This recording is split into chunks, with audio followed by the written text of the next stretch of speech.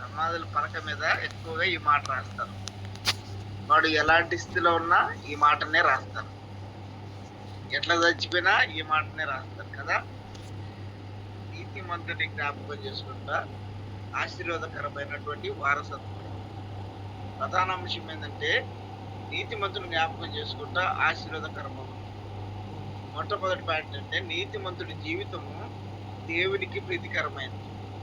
నీతిమంతుడు అంటే దేవుని చిత్త ప్రకారం జీవించే వ్యక్తి. అటువంటి వ్యక్తి జీవితం ముగిసిన తర్వాత కూడా అతని జ్ఞాపకము ప్రజలకు ఆశీర్వాదకరంగా ఉంటుంది. ఉదాహరణకి ఏంటంటే ఏప్రిల్కి రాసిన పత్రిక 11వ అధ్యాయం 4వ వచనంలో ఏబేలు చనిపోయిన తర్వాత కూడా అతని విశ్వాసం మాట్లాడుతూనే ఉంది.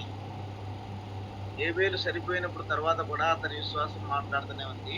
అర్థం ఏంటంటే నీతిమంతుడు చనిపోతాడు కానీ అతనిలో 3 రకాలైనటువంటి ఒకటి అతని విశ్వాసం ఉంటుంది, అతని మంచి పనులు ఉంటాయి, అతని సాక్ష్యం జీవిస్తూ ఉంటాయి. రెండవదిగా నీతిమంతుని జ్ఞాపకము ఆశీర్వాదం. నీతిమంతులు జీవించిన విధానం మనకు ప్రేరణ ఇస్తుంది. ఉదాహరణకి ఏంటంటే ఆదికాండము 6వ అధ్యాయము 9వ వచనంలో నోవహు దుష్టమైన కాలంలో కూడా దేవునితో నడిచినాడు. నోవహు కాలంలో మరి జనులు చెడిపోయినప్పుడు దేవుడు చూసినప్పుడు దేవుని యొక్క ప్రణాళికలో నోవాహు ఉన్నాడు. దుష్టమైన కాలం అంటే అక్కడ పరిస్థితులు ఏదంటే తారుమారైపోయినాయి, మొత్తం పాడైపోయింది. ఆ యొక్క పాడైపోయినటువంటి జనాన్ని చూసి నాశనం చేయాలని దేవుని ప్రణాళికలో మరి నోవహు ఉంటాడు. ఆదికాండము 6వ అధ్యాయం 9వ వచనం ఎవరన్నా తీయగలిగితే చదివితే చదవండి. దుష్టమైన కాలంలో కూడా దేవునితో నడిచినటువంటి నోవహు. 1 సమూయేలు గ్రంథంలో కూడా ఒక మాట రాయబడి చూడండి. 1 సమూయేలు 13:14లో దావీదు దేవునికి అనుగుణమైన మనిషి, దేవునికి అనుగుణమైన మనిషిగా జీవించినాడు. అదే యోబు కూడా పరిశుద్ధుడైనటువంటి నీతిమంతుడైనటువంటి యోబు కూడా 1వ అధ్యాయం 1వ వచనంలో వాటి జ్ఞాపకములకు చదువుతారా ఆ మాట? కష్టాల్లో దేవుని నమ్మాలి, పాపములో పడకూడదు, దేవుని చిత్తం చేయాలి, అందుకే వారికి జ్ఞాపకము ఆశీర్వాదకరంగా ఉంటుంది. యోబు గ్రంథము 1వ అధ్యాయం 1వ వచనంలో ఒక మాట రాయబడింది.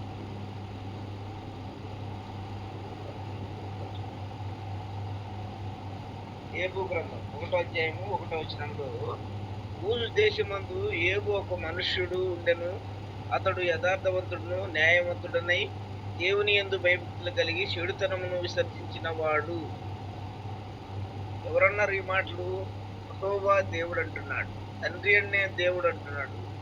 యోబును గురించి మాట్లాడుతున్నట్టు యూజు దేశమందు యోబు అను ఒక మనుష్యుడు ఉండెను. అతడు యథార్థవంతుడును న్యాయవంతుడినై ఉండి దేవుని యందు భయభక్తులు కలిగి చెడుతనం విసర్జించిన వాడు. ఇలా గమనించండి, యోబు యొక్క స్థానమును మానవునికి ఒక స్పష్టంగా రాయబడినటువంటి మాట ఏంటంటే పరిశుద్ధుడైనటువంటి మరియు నీతిమంతుడును మరియు వారిని జ్ఞాపకం చేసుకోమని చెబుతుంది. కష్టాల్లో దేవుని నమ్మాలి, పాపములో పడకూడదు, దేవుని చిత్తం చేయాలి, అందుకే వారికి జ్ఞాపకంగా ఆశీర్వాదకరంగా బైబిల్లో మనకు రాయబడినటువంటి మాట. మూడవది ఏంటంటే నీతిమంతుడు వదిలే వారసత్వం. నీతిమంతులు వదిలే వారసత్వం. నీతిమంతులు 3 ముఖ్యమైన వారసత్వాలు వదిలి వెళ్తారు. ఒకటి విశ్వాస వారసత్వం. విశ్వాసానికి మాదిరిగా 2వ తిమోతి పత్రిక 1వ అధ్యాయము 5వ వచనంలో లోయిస్ మరియు యూనికి విశ్వాసము తిమోతికి వచ్చింది. చూడండి 1వ అధ్యాయం 5వ వచనం. రెండవది మంచి సాక్ష్యం. అపోస్తల కార్యములు 9వ అధ్యాయం 36వ వచనంలో దోర్క మంచి పనుల వల్ల గుర్తించబడింది. రాసుకోండి, తర్వాత చదువుకోండి. అపోస్తల కార్యములు 9వ అధ్యాయం 36వ వచనంలో దోర్క మంచి పనుల వల్ల గుర్తించబడింది. మూడవదిగా దేవుని మహిమ పొందింది. దేవుని మహిమ. మత్తయి సువార్త 5వ అధ్యాయం 16వ వచనములో మన మంచి పనులు చూసి ప్రజలు దేవుణ్ణి మహిమపరుస్తారు. మత్తయి సువార్త 5వ అధ్యాయం 16వ వచనములో మన మంచి పనులు చూసి ప్రజలు దేవునిని మహిమపరుస్తారు. నాలుగవదిగా దుష్టుల పేరు ఎందుకు కుళ్ళిపోతుంది? దుష్టుల పేరు ఎందుకు కుళ్ళిపోతుంది? దుష్టుల పేరు కుళ్ళిపోవును అంటే దుష్టులు కొంతకాలం గొప్పగా కనిపించవచ్చును, కానీ వారి పేరు చివరికి అవమానంగా మార్చబడుతుంది. ఉదాహరణకు ఫరో, ఆహాబు, యూదా ఇస్కరియోతు, వారి పేర్లు మంచి జ్ఞాపకంగా ఉంటాయి. మనము ఎలా ఉండాలి? ఈ వచనం మనకు ఒక ప్రశ్న అడుగుతుంది. చూడండి, మన జ్ఞాపకం ఎలా ఉంటుంది? మనం జీవించిన తర్వాత ప్రజలు ఇలా అంటారు, ఆ వ్యక్తి ప్రార్థనా మనిషి, ఆమె ప్రేమగల స్త్రీ, అతను దేవునికి నిజమైన సేవకుడు. లేకపోతే మన పేరు మర్చిపోతారు. కీర్తన గ్రంథము 112వ అధ్యాయం 6వ వచనంలో నీతిమంతుడు ఎప్పటికీ జ్ఞాపకమందు నిలిచియుండును అనే మాట రాయబడింది. నీతిమంతుడు ఎప్పటికీ జ్ఞాపకమందు నిలిచియుండును. చదవండి ఆ మాటలు. కీర్తన గ్రంథం 112వ అధ్యాయం 6వ వచనం.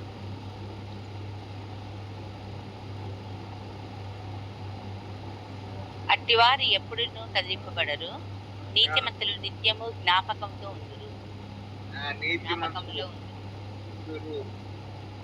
గమనించండి, నీతిమంతుడు ఎప్పటికీ జ్ఞాపకమందు నిలిచి ఉంటాడు. 6వదిగా చివరిగా నిజ జీవిత ఉదాహరణలు. గ్రామంలో ఒక వృద్ధ విశ్వాసి ఉండేవాడు. ఇతను ప్రతిరోజు ప్రార్థన చేసేవాడు మరియు అందరికీ సహాయం చేసేవాడు. అతను చనిపోయిన తర్వాత గ్రామ ప్రజలు ఇలా అన్నారు, ఆయన ప్రార్థనలు ఈ గ్రామాన్ని కాపాడాయి, అతను లేకపోయాను. అతని జ్ఞాపకం ఆశీర్వాదకరంగా ఉంది. చివరిగా ఒక మాట రాయబడింది చూడండి. మనకు ఒక గొప్ప సత్యం చెబుతుంది. ఏమంటే, మన జీవితం ముగిసిన తర్వాత కూడా మన జ్ఞాపకం ప్రజలకు ఆశీర్వాదకరంగా ఉండాలి.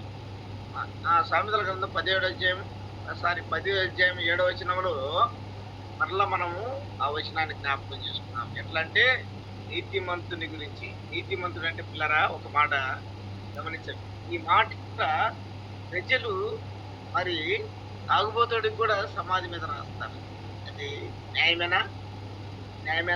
కాదు. ఎందుకంటే నేను గుంటూరులో క్లినిక్ కనపడుతున్నటువంటి ఇదే ఫోటోలో నా క్లినిక్ అట్లా ఉండేది.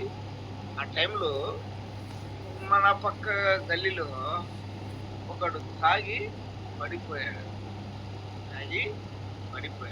పడిపోయిన తర్వాత వాడికి కూడా ఆ మాట రాశారండి. ఇట్లా నీతిమంతుని జ్ఞాపకం చేసుకుంటారు. ఇలా గమనించండి, నేను ఆ రోజు ఏం పాట పాడుతాను తెలుసా? కళ్ళు సారా గంజాయి కడుపు నిండా తాగిన వారు, కళ్ళు సారా గంజాయి కడుపు నిండా తాగిన వారు, అగ్నిగుండములో నా వారు నిప్పులనే తాగెదరు, అగ్నిగుండములో నా వారు నిప్పులనే తాగెదరు, పాతాళ గుండము భయంకర గండం బాబు. హృదయాన్ని చూస్తున్న దేవుడు, బలవంతుడైనటువంటి, ప్రేమ కలిగిన దేవుడు, జాలి కలిగిన దేవుడు, కరుణాసంపన్నమైనటువంటి దేవుడు. కాబట్టి నీతిమంతుడు అనే మాట అది మానవులకు చెందింది కాదు. నీతిమంతుడు మన ప్రభు అయిన యేసుక్రీస్తు వారు. ముఖ్యంగా యేసు ప్రభు వారిని మరి ఆయన ఆయన దగ్గర నిలబెట్టినప్పుడు ఆయన దగ్గర నిలబెట్టినప్పుడు న్యాయం కోసం నిలబెట్టినప్పుడు యేసు ప్రభు వారిని చూసి నిజంగా నువ్వు దేవుని కుమారుడువా అని అడుగుతాడు. నిజమే నువ్వు అన్నట్టే అంటాడు కదా. కాబట్టి పిల్లరా గమనించండి, నీతిమంతుడనే మాట ప్రభువుకే చెందింది. అది దేవుని మాట. మరి దేవుని యొక్క ప్రణాళికలో ఉన్నటువంటి నీవు నేను నీతిమంతునిగా తీర్చబడాలి. నీతిమంతులు వదిలే వారసత్వం 3 రకాలుగా ఉంటుంది. ఒకటి విశ్వాస వారసత్వం, మంచి సాక్ష్యం, మూడవదిగా దేవుని మహిమ. కాబట్టి పిల్లారా గమనించండి, దేవుని యొక్క ప్రణాళికలు నీవు ఉండాలి.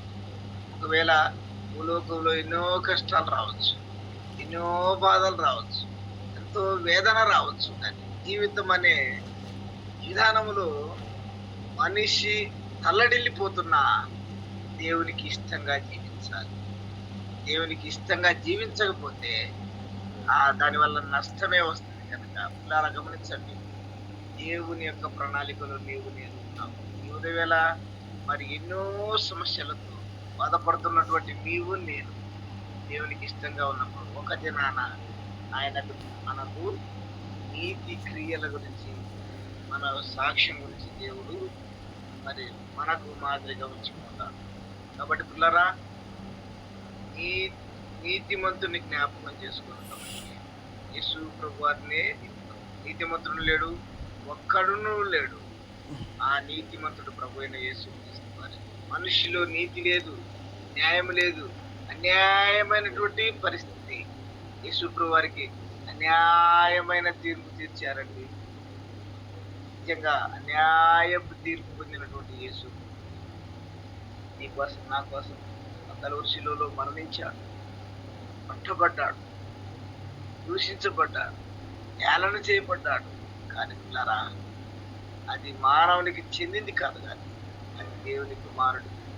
కేవలం పిల్లరా గమనించండి, దేవునికి నెక్స్ట్ సమయంలో ముందుగానే చెబుతున్నాను, ఒకవేళ దేవుడు మనకు సమయం ఇస్తే దేవునికి మానవునికి ఉన్న సంబంధాన్ని మనం తెలుసుకుంటున్నాం. దేవునికి మానవునికి, మట్టికి మానవునికి ఉన్న సంబంధాన్ని నెక్స్ట్ మనం తెలుసుకున్నాం. కనుక పిల్లారా గమనించండి, అది దేవునికే చెందాలి. నీతి అనే మాట దేవునికి చెందాలి. కనుక నీతిమంతుడు లేడు, ఒక్కడునూ లేడని, భూలోకంలో ఒక్కడునూ లేడు. కనుక ఆ నీతిమంతుడిని జ్ఞాపకం చేసుకుంటా ఈ పలకల మీద సమాధుల్లో ఆ కరోనా టైంలో ఎవరు రాశారండి? కరోనా టైంలో ఎవరి గురించి రాయలేదు, కానీ అప్పుడు బతుకు దేవుడా అని చెప్పి అన్నారు. కానీ బతికితే సరిపోన్నా కానీ మనిషిని పట్టుకోకుండా పొక్కిలేరుతో తోసిపడేశారండి. ఇలా గమనించండి, మానవుని జీవితం అంత దరిద్రమైనటువంటి జీవితమే, కానీ మానవుడు ఎప్పటికీ నీతిమంతునిగా జీవించడానికి, ఎందుకంటే వాడు యేసు ప్రభు రక్తంలో కడగబడితేనే నీతిమంతుడు. అంతే కానీ నీతిమంతునిగా జీవించాలంటే ఎంతో కష్టంగా జీవించాలి, ఎంతో భారంగా జీవించాలి. ఎన్నో శ్రమలు ఏబును జ్ఞాపకం చేసుకుంటారు. కాబట్టి ఆస్తి ఎంత అయిపోయినా దేవుని యొక్క ప్రణాళికలో ఉన్నటువంటి ఏబును జ్ఞాపకం చేసుకున్నటువంటి దేవుడు, సమస్తము ఇచ్చినటువంటి దేవుడు, నీతిమంతులుగా భూలోకంలో ఉంచినటువంటి కొంతమంది ప్రవక్తలు. ఇలా గమనించండి, దేవుని యొక్క ప్రణాళికలో నీవు నేను అలాంటి జీవితం కలిగి ఉండాలి. అలాంటి జీవితంలో మనము అందరం ఉండాలి. కనుక మరి అలాంటి జీవితం మనకు చెందితే మన యొక్క వారసత్వము ప్రతిదీ కూడా నీతిమంతునిగా ఉంచబడుతుంది. అది ఏదైనా కావచ్చు, వ్యాధి కావచ్చు, బాధ కావచ్చు, కష్టం కావచ్చు, సుఖము కావచ్చు, అది నీతిమంతునిగా నీ గురించి, నా గురించి ఆ గ్రంథంలో రాయబడి ఉండాలి. కనుక పిల్లరా, మరి నాకు ఇచ్చినటువంటి సమయం ఇంకా ఎక్కువైతే దయతో క్షమించండి. మరి దేవుడు తన మాటలు దీవించును గాక. ఆమేన్.